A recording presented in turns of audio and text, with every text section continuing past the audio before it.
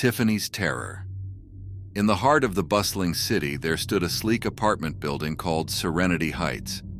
It was an architectural marvel, adorned with glass and steel, offering residents a taste of urban luxury. Among the newcomers to this prestigious address was Tiffany, a young woman seeking a fresh start in life. Tiffany's apartment on the 10th floor was a stylish oasis, bathed in natural light and boasting a state-of-the-art kitchen with a large, picturesque window that overlooked the city. But as the saying goes, even paradise can harbor darkness. Tiffany's neighbor, Mr. Marshall, seemed like a benign presence at first. A middle-aged man with salt and pepper hair, always polite, yet strangely introverted. He lived alone in the apartment adjacent to Tiffany's, and the thin walls that separated them allowed every sound to travel. One evening, as Tiffany was cooking dinner, she heard an odd noise coming from her kitchen wall. It was a subtle, rhythmic tapping.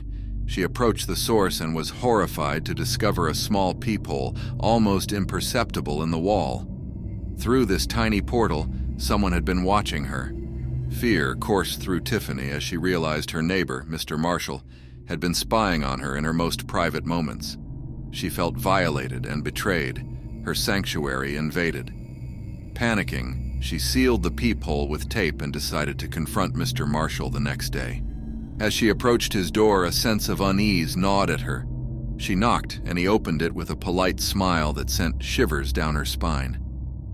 "Can I help you, Tiffany?" he inquired, his gaze unnervingly steady. Tiffany hesitated but managed to muster the courage to voice her concerns. "I found a peephole in my kitchen wall, and I'm certain it leads to your apartment. Are you spying on me, Mr. Marshall?" He feigned surprise, his tone dripping with innocence.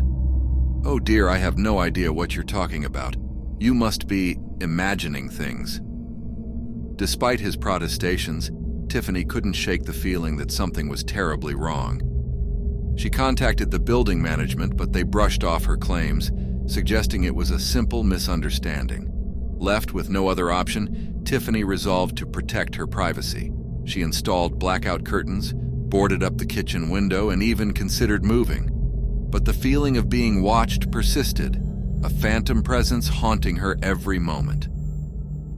One evening, Tiffany's friend, Alex, visited her apartment. As they were chatting in the living room, Alex happened to glance out the window and gasped. She pointed to a building across the street. A reflection in the window revealed Mr. Marshall standing on his balcony, peering into Tiffany's apartment with binoculars. Terror surged through Tiffany as she realized the extent of Mr. Marshall's obsession. He was watching her, even when she thought she was safe inside her own home. She called the police, but by the time they arrived, Mr. Marshall had vanished from his balcony. Determined to catch him in the act, Tiffany and Alex decided to investigate Mr. Marshall's apartment. They waited until nightfall, when he was likely to be out, and quietly entered his unit. What they discovered was beyond their worst nightmares. The walls of Mr. Marshall's apartment were adorned with photographs, hundreds of them, capturing every aspect of Tiffany's life. Pictures of her sleeping, cooking, showering, and even intimate moments with her boyfriend. The photographs were meticulously arranged, forming a chilling shrine to his obsession. The police were called again, and this time they arrested Mr. Marshall. As he was led away in handcuffs, his unnerving smile never left his face. It was as if he reveled in the twisted satisfaction of having watched and documented Tiffany's life. Tiffany thought her ordeal was finally over, but it was far from it. As she lay in her bed one night, she heard a soft, familiar tapping on her window. She jolted upright, her heart pounding. It was Mr. Marshall, standing on the fire escape just outside her window. His eyes locked onto hers with a manic intensity. In a voice filled with deranged devotion, he whispered, "I'll always be watching you, Tiffany. You can't escape me." With horror, Tiffany realized that Mr. Marshall's obsession had transcended the physical realm. He was a presence that could not be evaded, a darkness that had enveloped her life. The nightmare continued as Tiffany felt the walls of her apartment close in around her, suffocating her with the knowledge that Mr. Marshall was always there, lurking in the shadows, a relentless, disturbing force that would haunt her for the rest of her days. In the end, Tiffany was condemned to a life of unending torment, her every moment observed and documented by a man whose obsession knew no bounds. She was trapped in a never-ending nightmare. Mr. Marshall had become a horrifying, inescapable part of her existence. The Ritual. In the peaceful town of Ravenswood, nestled amidst towering trees and rolling hills, John had found the perfect escape from the chaos of city life.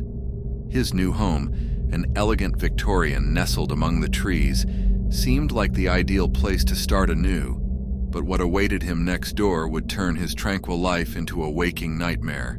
The neighbors, the Van der Voorts, were a peculiar family.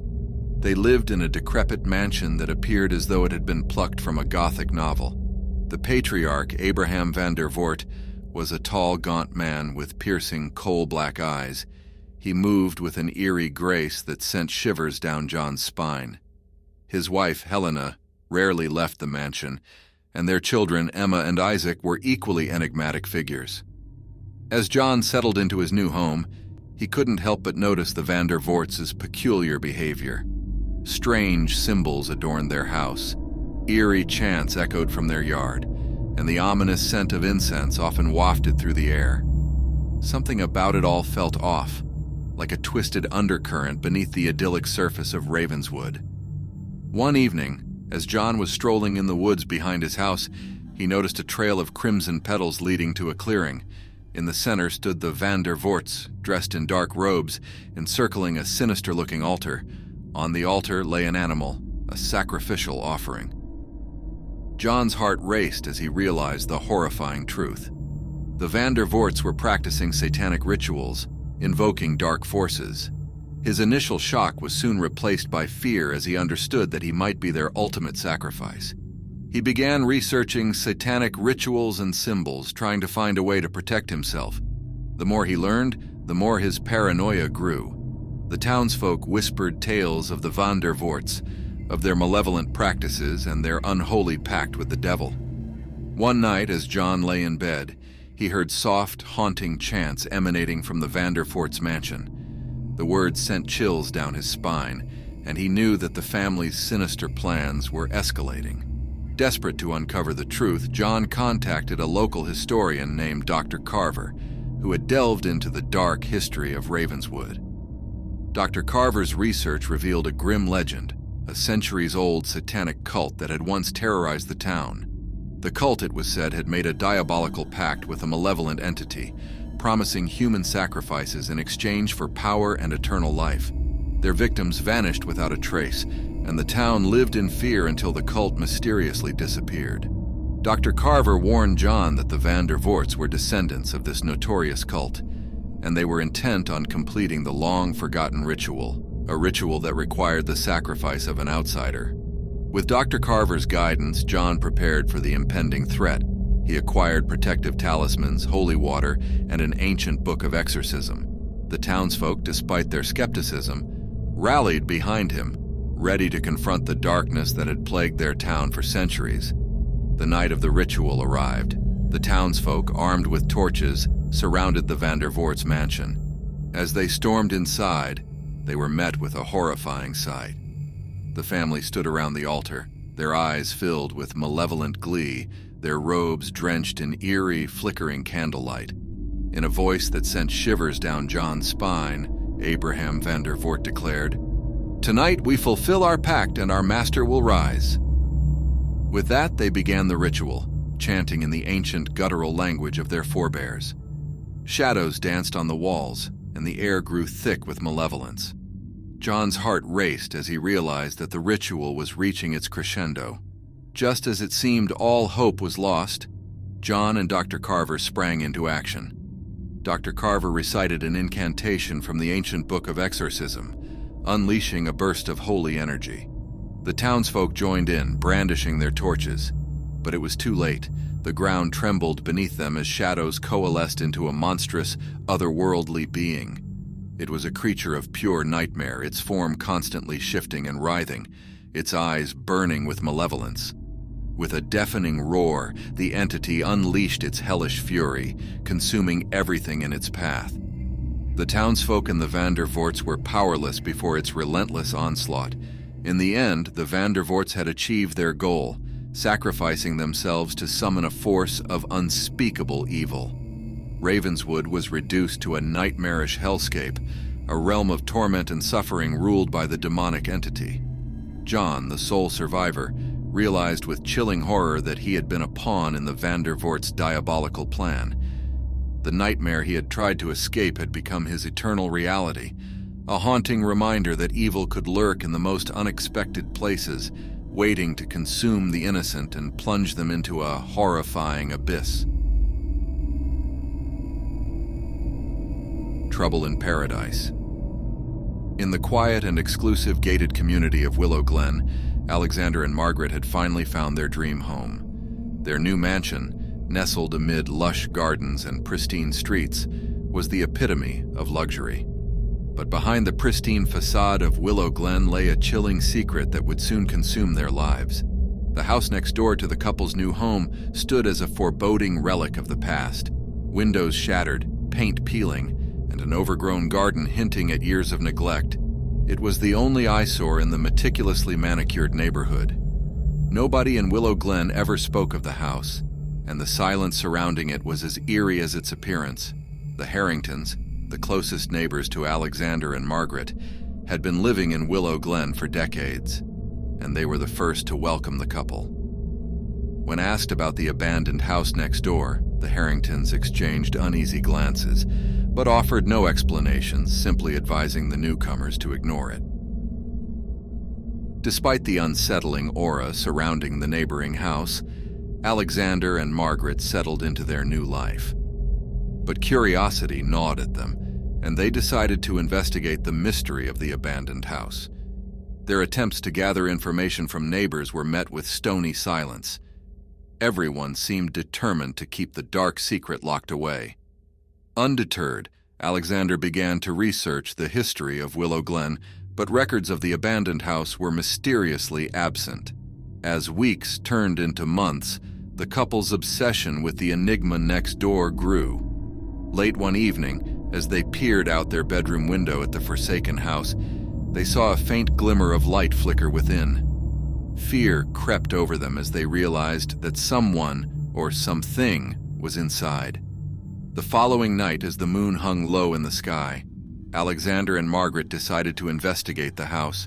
Armed with flashlights and trembling nerves, they ventured into the dark abyss next door. The air was thick with decay, and the walls seemed to ooze with dread as they explored the eerie mansion. The rooms were filled with forgotten belongings, as though the previous inhabitants had abandoned their lives in haste. As they descended into the basement, they stumbled upon a hidden chamber filled with occult symbols and bizarre, grotesque artifacts. The realization struck them like a bolt of lightning. The house had been a haven for a sinister cult, and whatever they had summoned was still lurking within its walls. Terrified, they rushed back to their own home, their hearts pounding with fear. They knew they needed help, but whom could they trust in Willow Glen? The Harringtons, perhaps the key to unraveling the mystery, remained elusive. Over the following nights, the sinister presence in the abandoned house seemed to grow stronger. Unearthly whispers echoed through the walls, and dark shadows moved behind shattered windows. Alexander and Margaret were trapped in a nightmare of their own making, unable to escape the malevolent force that had taken root next door. One fateful night, Margaret disappeared. Alexander searched every corner of their mansion, every inch of their garden, but she was nowhere to be found. As panic set in, he stumbled upon a grisly discovery. Margaret's teeth lay scattered on their driveway, forming a gruesome trail that led to the abandoned house. With terror gripping his heart, Alexander followed the grotesque path. The moon cast an eerie pallor over the scene as he approached the forsaken mansion. Its doors creaked open, and a bone-chilling, otherworldly wail echoed through the night. Inside, he found Margaret's lifeless body, her eyes vacant, her limbs contorted into unnatural shapes. The walls of the chamber were adorned with horrific symbols, and a foul stench filled the air, It was a grotesque tableau of nightmarish proportions. Alexander heard an enigmatic whisper. His vision began to blur. The last thing he saw before slipping into the abyss was a flicker of light, a glimmer of possibility in the midst of the darkness. But as he reached out toward the ethereal light, it revealed something horrifying. Emerging from the shadows of the abandoned house, a group of sinister figures materialized before him. Cult members, their faces obscured by dark hoods, gripped sharp, gleaming instruments in their hands. They closed in on Alexander, their movements synchronized and methodical. Some of them carried wicked knives and ritualistic tools, glinting ominously in the dim light. With a terrible realization, he understood that they were not here to save him, but to complete a diabolical ritual, one that required his life as the ultimate sacrifice.